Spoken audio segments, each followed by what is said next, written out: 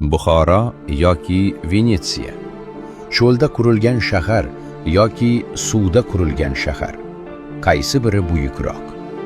Haqiqat sizni hayratda qoldiradi. Buxoro 2500 yil oldin qurilgan, miloddan avvalgi 5-asrda. Venetsiya faqat 5-asrda, milodiy yil bilan. Buxoro 900 yil qadimiyroq. Buxoroda boboniz Ibn Sino tug'ilgan, tibbiyotning otasi.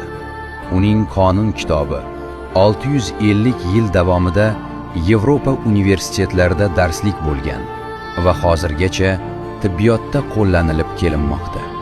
Bir kishi tibbiyotda dunyoni o'zgartirdi. Imom al-Buxoriy, Sahih Buxoriyni muallifi. Sunniy mazhabida islomda eng ishonchli hadis to'plami. 1,800,000,000 muslim uchun asosiy manba. Buxoro olimi.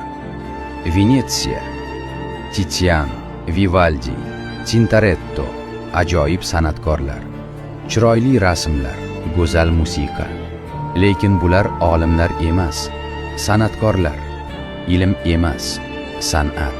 Buxoro olimlar orqali butun dunyoga ilm berdi.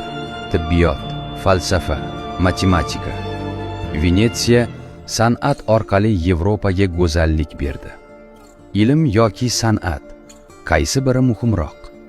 Buxoro cho'lda qurilgan, lekin mustahkam turibdi. Venetsiya suvda qurilgan. Hozir shu suv ostida cho'kib boryapti. Yiliga 2 millimetr. Venetsiya go'zal, romantik, mashhur, lekin Buxoro qadimiyroq, olimlarga boy, mustahkamroq.